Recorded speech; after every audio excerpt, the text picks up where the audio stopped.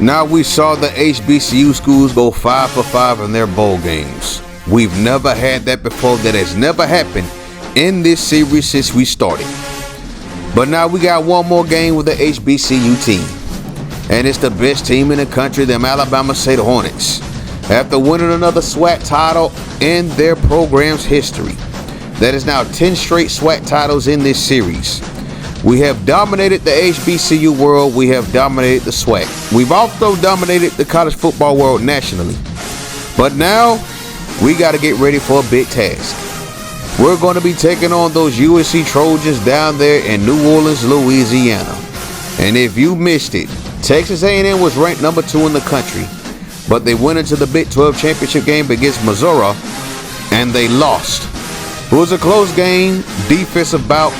And remember, Missouri never scored on offense. They got that one pick six, and that was enough to get them the victory. Now, let's flash back to the last time we played USC. So the last time we played the Trojans, we go all the way back to season 7, and a classic performance, and a game that many people still talk about. People are calling it the greatest game ever played in the College. We had to go up against USC. They was ranked as the number 4 team in the country at the time. I believe he was ranked number 8.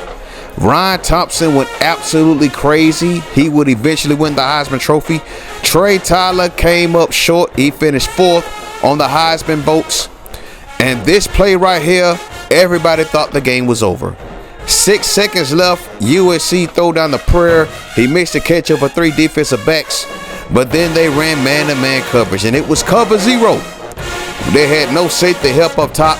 We go deep to Ryan Thompson. A beautiful pass by Trey Tyler. Thompson makes that catch, takes that thing to the crib, and we force overtime after a PAT. This is one of the greatest plays in the history of Alabama State football. Joseph Cooley did a hell of a job turning this program around, and everybody still talks about this play. Everybody still talks about Trey Tyler. We got to catch up on him, though. But then Low Down Dirty Shane Harris the first, the father of Low Down Dirty Shane Harris the second, he takes this halfback threat to the end zone. We win the game. A thriller out there on the West Coast, 55-52 win. We take the victory all the way back to the Southeast. An amazing game that was. Unfortunately, this was not enough for us to get to the national championship. I still haven't forgotten about that. So how did USC get here, you ask? Well, let's look at their schedule. So they started off with 2 bye weeks, and they didn't play till week 3. And they beat UAB. And if you saw UAB in real life this past weekend, they got their ass whooped by Tulane. Then they would beat Pitt at home, beat Oregon at Eugene. Then they beat Oregon State. No, take that back. They lost to Oregon State in LA. That's crazy. They go down to Tempe. They beat the Arizona Wildcats 52-32. Go to South Bend, Indiana. Put Notre Dame in a spliff. And then they beat Stanford. They go to Berkeley. They beat Cal 38-31. Arizona State at home in LA beat them by 1 point, 34-33 win. That's crazy. And then go to Pullman, Washington. Beat Washington State. Beat UCLA to take the victory bell back. And then, of course, we go down to 3 weeks, or take that back a month later, and they got them Alabama State Hornets down in New Orleans. So now let's look at the team comparisons. As you see here, look at Alabama State, clearly the better team. Look at the rankings in the nation, though. First in points per game, first in total offense, first in run offense, second in total defense, second in turnover differential. That's wild. So let's meet the team of the USC Trojans. This cat right here, Paul Wynn. He was a Heisman Trophy finalist, true senior, 98 overall. He's having a stellar year, and he's on the verge of setting a new school record for career touchdown passes. He has 39 so far this season. Look at that overall, 98, 96 throw power, 89 accuracy, and on top of that, 87 awareness and 80 speed, 82 acceleration. Those are the main things you need to look out for. This man is an absolute animal at quarterback. Second team All Pac-10 last season. We'll take that back 2 years ago. And then in his senior season, he's first team All Pac-10. Now, he's thrown a lot of touchdown passes this season. And then they have Aaron Davidson, 97 overall. They got a good stellar backs too. 6 feet tall, 194. Doesn't have 700 yards on the season, but he does have 7 touchdowns. He is an impact player, so he's still dangerous. 90 speed, 87 acceleration, 92 agility, 88 acceleration, and a 91 carry, a 99 break tackle, and he's a balance back, meaning he can break tackles and he can run really fast. Jeremy Parker is backing him up, and then of course they got this cat, Mike Simon, who's a third string running back, a redshirt junior, 6'1", 195. He's looking for his chance. Justin Anderson, their fullbacks at 86 overall. Now, Wynn has a nice set of receivers, too. His favorite target, though, is Nick Pratt. Leads the team in receiving yards, has 10 touchdowns on the season. He has 57 receptions, and he's only dropped one ball. 88 overall, and then, of course, he has 91 agility, 92 speed. And then look at that, first team all Pac-12. Kevin McDonald on the other side at 88 overall. And then, of course, we got Cole World Brooks. Tight end position looks pretty solid, too. Kyle Sanders, redshirt junior. Look for him to be involved in that passing game.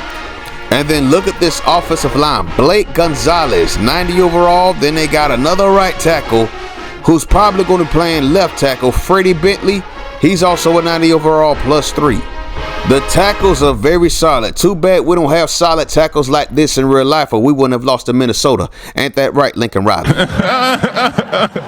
Now you got Cody McKinney, who's a 94 overall at left guard, and then look at the right guard. Another one that's in the 90s. Cody McKinney's having a pretty good season, 6 pancakes. Only allowed 1 sack, second team all Pac-10. Walter Toledo at 92 overall. Just a junior, he might up a lead for the league. He might come back. 6'7", 318, my bad. And then look at this surprise right here. Their best offensive lineman is Rob Weeks, and he's going to be suspended for this game. I wonder what he did, man. We don't never get to see what they do. But yeah, this is going to be a big loss for USC because he engineers what goes up the middle and what does not. So Weeks will be out. So let's go over to the defensive side of the ball. They got Eric Flynn at 94 overall. They got solid defensive ends. Defensive tackles, not too bad. We can actually take advantage of that going up the middle. Adam McGuire is their best defensive tackle. But this cat right here, Donald Miller, the Chuck Bednarik Award winner, rocking that 21 like Sewell Cravens used to do back in the day. So Donald Miller is 6'3", 222, a redshirt senior. Please believe he's going first round when we import this class on Madden. Look at the next right outside linebacker. You got Maurice Williams rocking at number 1, rocking number 1 on defense. I rarely see that at USC. Then you got Geoff Harris, the middle linebacker. He's solid, 88 overall. Nick Faatite, cornerback. He's their best cornerback at 93 overall. Then look at this, though. Oh, my goodness. Our wide receivers are going to be tested in this game, man. Redshirt senior, he's going to pop up on Madden too. Casey West, they have a lot of redshirt seniors on this team. 88 overall for him. Blake Lumpkin is at 86 overall. Sean Smith, 86. And then you got Trey Freeman, the free safety, 93 overall. He's their best safety. And then he's followed by Nate Andrews at 88 overall. And then at the strong safety position, you got Joe Wilkinson at 86 overall. Sheffer backs him up at 74 overall. So the next time you see Alabama State, they will be competing for their 3rd consecutive national championship and potentially their 4th one in the last 7 seasons. Rashawn Pearson is looking to go out on top. This will be his last college football game, as well as Dan Finnerty. What about Nate Reed? Can he stop getting in trouble and this time show up for the football game? Justin Frankie Beverly Mays, this might be his last game as well. The man from Northport, Alabama, has had a stellar season, a historical season in the history of Alabama State football, man. This offense is no doubt the greatest offense we ever had, and no doubt the greatest offense in the history of Alabama State football and the history of college football at that. We were unstoppable this season on both sides of the ball, and we just imposed our will all season. This could also be the last game for Patrick Collier. He's the Biletnikoff Award winner. He's a junior, and he could be on his way out the door looking at that NFL draft. So join us next time. We're going to be down in the Big Easy, the 504. The first time we play a national championship game east of Texas.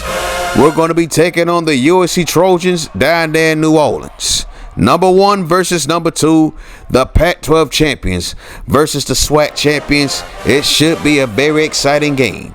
Thank you for watching. Peace.